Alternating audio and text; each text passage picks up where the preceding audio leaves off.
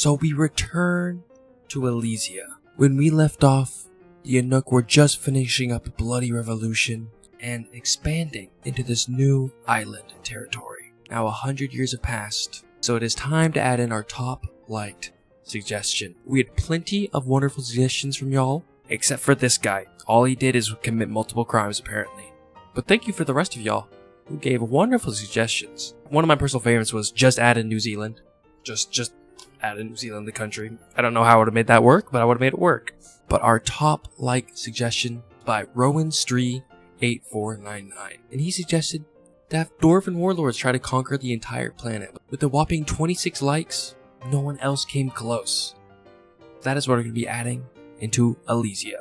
Now, he did say Dwarven Warlords, so multiple Warlords being added in. And you might have already seen on the map, I have added 3 new Dwarven kingdoms who have come out of seemingly nowhere. They have tunneled up from the ground. That's right, dwarves live underground. That's just canon now. And brought up 50 each of their people to try and conquer Elysia. So let's meet our Dwarven Warlords. We have Anadum, the Warlord, leader of Or Rocks. Like all Warlords, he is greedy and bloodlusted. He has a lot of ambitions, I'm not surprised. He is going to be taking this world by storm. Next, we have Adal, the Warlord, King of Karim and leader of Spears of Madum. Adal, the Warlord, is a force to be reckoned with. Also, greedy and bloodlusted. After some technical difficulties, we will meet Tok Dume, the Warlord, to rule Rocky Toll. Now, I did accidentally let a year pass, and so the Holy Inn rebellion is being crushed even more. It is not looking good for them, and the Anuk have stayed strong, but let's see how strong they can stand in the face of 3 Dwarven bloodthirsty warlords ready to take over Elysia. Let's get started. In the year 102, it looks like the Holy Inn will be finally pushed all the way out to this jungle island where the last of the rebellion remains. We also have hundreds of Anuk soldiers pouring out to meet the dwarves. I don't know what they're doing, it seems like they're just exploring, but they come to welcome the Dwarven compatriots to the world, who surely won't try and take them over in the future. Our Dwarven warlords have started to expand, founding their first new cities in Elysia. In a surprising move, the Anuk have found peace with the rebels, the Holy Inn, and allow them to exist as a small village on the jungle island, adjacent to their own colony there. Peace has been brought to the world, the Anuk are united, and ready to face off against the Dwarven threat that is growing in the east. And in the year 110, even more dwarves have appeared, tunneling from underneath the earth to readily colonize this newfound land. I do want to show you that the Anuk, they have 13 out of 7 villages, yet only 1 village wants to rebel. Everyone else is loving their King Koror. King Koror is getting a bit older now. Humans do not live that long. That's one of the things about humans.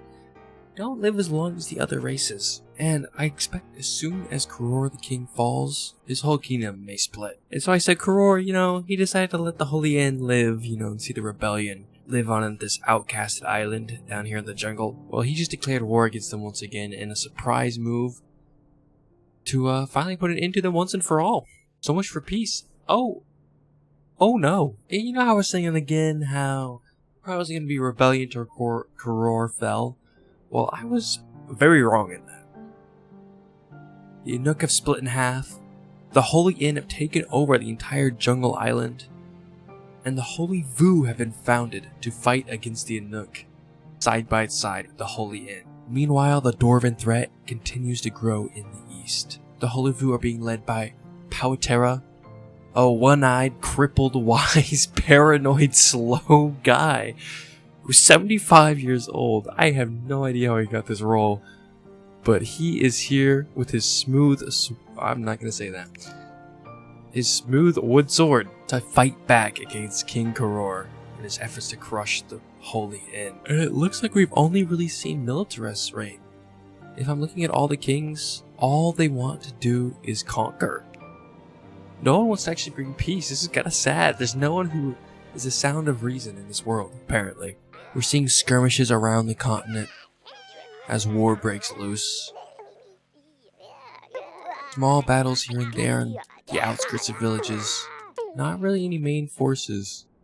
coming in yet. However, the Inuk did strike to the north of the Holy Vu, taking out a village underneath 2 armies somehow. I'm very surprised that they did that.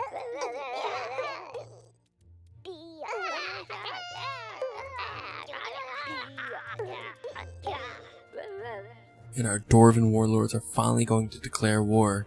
On who? I don't know yet. Honestly, they could be fighting each other. And it looks like that is the case. Our Dwarven warlords are gonna maybe start infighting before they even try to deal with the humans. You know, that is something I thought might happen when we said Dwarven warlords, and not just one Dwarven warlord.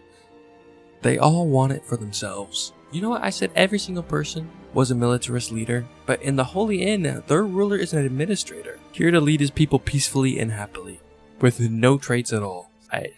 He's just a guy with a wood spear. That's his only identity. Lemikipo. In Powatera, the king of the Holy Vu has been slain, and it does not look like this rebellion for the Holy Vu is going that well. However, they are taking a small village here in the south. They are taking out Nidto. I believe Nidto was the first village to ever exist, so that is a major blow historically. And the Holy Vu are striking back once more, taking the village they just lost. It is suddenly not looking so good for the Inuk. I think the Inuk are loading all of their troops into a boat to go invade the Holy Inn, leaving their home nearly undefended with only 2 armies to protect their civilians. What a terrible move. Oh, and then our Dwarven warlords are infighting. We have the Rocky Toll versus the Spears of Madum. And the Rocky Toll is taking a swift victory here, it seems like. A battle for Dwarven supremacy. And the Inuk have landed in the Holy Inn, ready to start purging any military that lives here.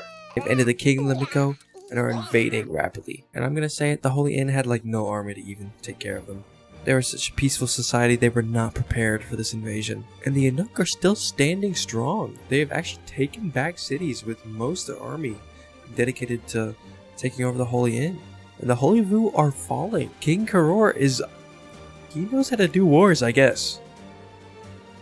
This man does not lose. And meanwhile, in the Dwarven territories, Spears Madum have held off a little longer and taken back a village to make it a little bit more even.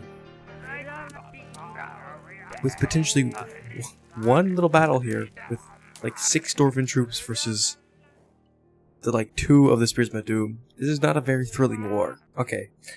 Literally every time I say something, the opposite happens. The Holy Inn have somehow held them off. I have no clue how that happened. And are chilling.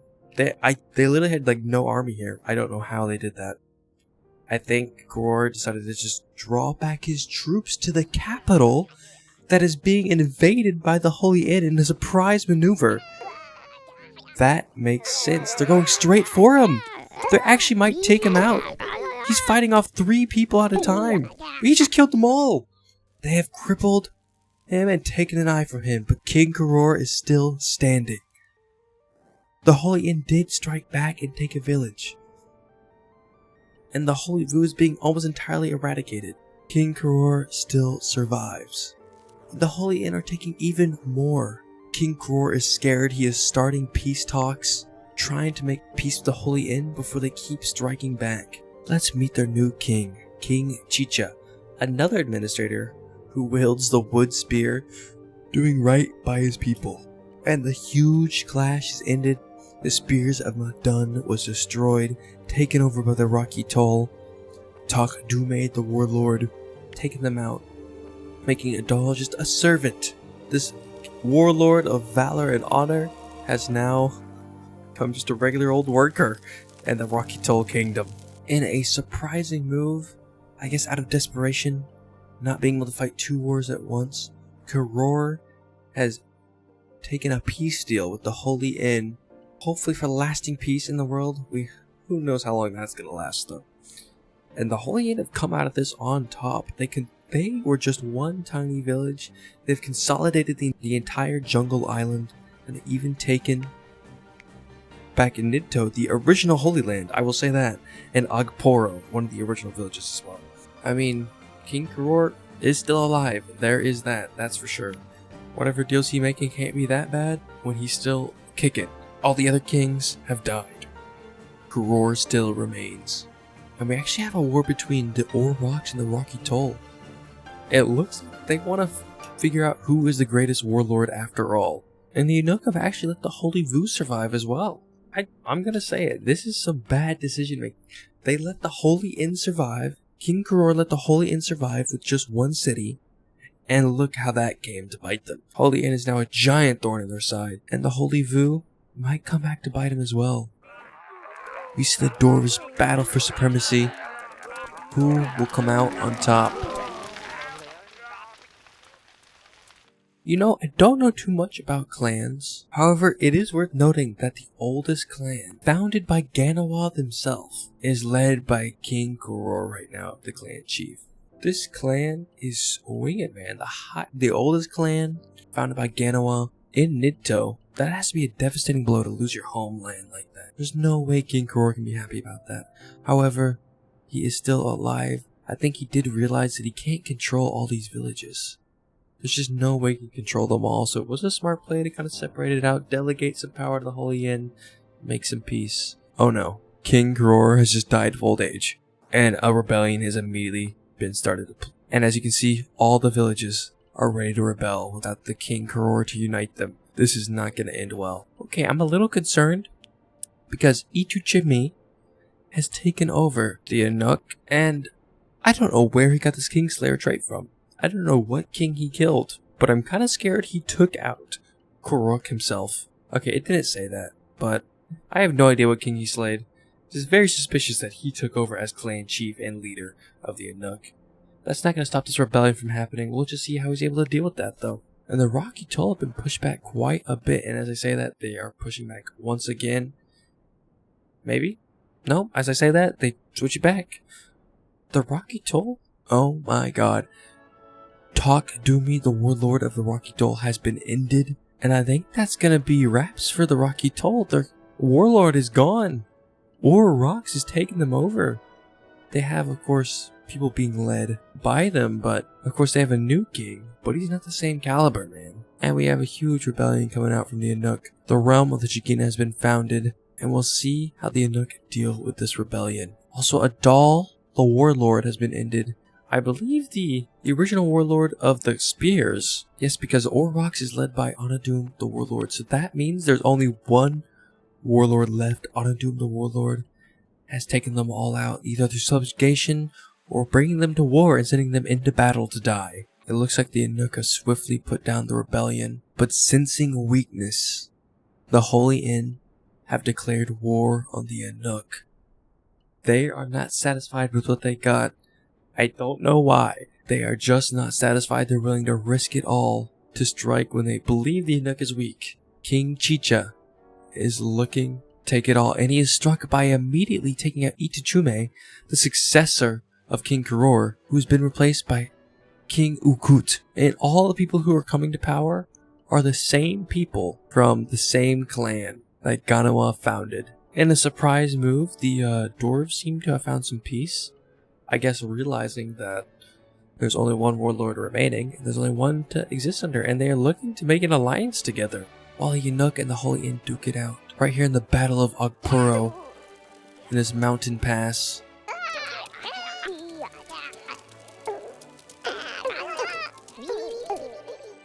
The Inuk are not looking so good as another rebellion from the north by the Fefidw, led by Tile. Another member of the clan chief even, maybe not satisfied that he didn't become king of the Inuk, has led another rebellion as the Inuk start to crumble from within. And it is official, in the year 144, the Orroks and Rocky Toll have made peace and formed an alliance against the human threat to the west. The Inuk are striking back in the south, taking back Yerk, taking back Ogporo, maybe trying to go up to Nidto, but they're losing in the north. They're just spread too thin. See another battle happening down here in Ogpuro. People with just farm equipment coming out to battle. Maybe they just don't know what they're stepping into. But it looks like the Inuk are gonna win this battle in Ogpuro. But as I say that, their king has been slain by the rebellion. These borders are not looking pretty no more. And I've just realized that most of ELYSIA has just been taken over, except for one island up here in the northeast that is filled with fire, flames, and this random cute little fire guy. The year 147, the Inuk are disintegrating. The Holy Inn have taken most of them over, and the rebellion in the north has grown even larger. With only a couple cities left, it looks like the Inuk are finally falling, and they just declared war on the Inuk as well, hoping to claim some even more land for themselves as they sense blood in the water. And it is official. And it is official. The Inuk have finally been ended in the year 151. And the Holy Inn have gained the most, as we see them have a massive kingdom, taking over much of the Inuk's old land. And then we also have a surprise pumpkin invasion, right here in the heartland of the Holy Inn. That actually might take out the king. This pumpkin invasion might take out the king of the Holy Inn. That is a lot of pumpkins. That is a lot of pumpkins. It is, oh my god, it is devastating them. Okay, even the monkeys are joining in, throwing their poop at the pumpkins. I have no clue how Chicha survived that. It did cripple him, though. And it looks like the king himself will strike back to destroy the pumpkin that tried to take over his land, leaving him crippled and slowed. He is not looking so hot. You know, for 55 years, these Dwarven warlords aren't warlording so much, man. I want to see some blood. I want to see some war. I want to see them try and take out the humans. They're just not strong enough yet, I think. And they know it. It's a little too risky right now to attack the humans when they're so strong. Maybe if the humans start splitting up more, we may see some Dwarven action try to swoop in and take out some towns. But for right now, the Dwarven warlords are just biding their time, waiting for the perfect opportunity to strike. And okay, we have another rebellion. The Great Omo, led by Ipish, the weak Ipish, take back the land from the Holy Inn. Try and kick the Holy Inn back to the island once they came. And meanwhile, the 5th W want to put an end to the growing Dwarven threat to the east. They've declared war on the Rocky Toll.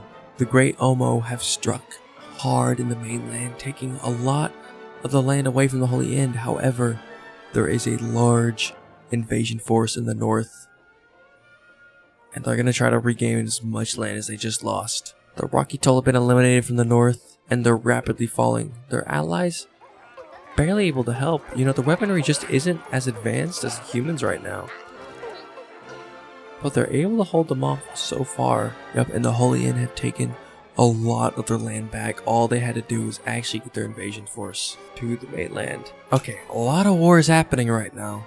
The Holy Vu just declared war on the FFW as well. I guess seeing that they're battling the dwarves and not having a good time, they wanted some more land for themselves. I told you it would bite King Karuk in the butt to leave him alive. And the dwarves are just massacring villages, leaving nothing but ruins in their wake. We're seeing a lot of land change right now. The map is looking messy, and it looks like the Great Omo are going to keep their land as they have made peace with the Holy Inn. The Holy Inn not able to hold them off, and I've just been relegated back to their island home. It's just too hard to hold the mainland. And the Holy Vu, what in the world? They have strucken and taken out all of the FFW. While the FFW were striking the dwarves, the Holy Vu have taken them out, making them the second largest kingdom. The Great Omo right now have the highest population, and the Holy Inn and Holy Vu are basically on equal footing right now. In the year 177, they are right back into it. They declared war on the Great Omo again, wanting to reclaim the land they just lost. I don't know how well this is gonna go. The Holy Inn do have more troops, however a lot of the troops are kind of stuck on this island over here, and Chicha is no more. How are you gonna declare war and then die, bro? He just declared war on his deathbed and said, you guys go get him, and that's it. He's gone. What a maneuver by the king. As his dying wish, he just said, go get him, tiger, and died, leaving the Holy Inn in Alathupu's hands. King Alatupu is putting in work though, I'll tell you what. He's taking back about half the land back from the Great Omo and is looking for even more. Oh my god. Who is the Holy Vu led by? King Kivo the Wise. He senses blood too, and he's going for the Holy Inn. He notices that they just declared this giant war in the Great Omo. He wants more land. He has declared war in the Holy Inn, and he's looking to strike. The Holy Vu are brutal. They always strike when someone else is fighting somebody else. They show no remorse. And just like that, the Holy Inn have been relegated back to just their jungle island. The main land being controlled by the Great Omo and the Holy Vu. And of course, the Dwarven Warlord, the southeast. Not again, man. I was gonna say they keep trying to colonize this island. But there's another evil mage. Is this? There's no way. This is a 50-year-old mage. Okay. He has 648 kills. What? He's a Kingslayer, crippled, one-eyed fire mage, holding down this island for his evil purposes. I have no clue. 648 kills. That is ridiculous.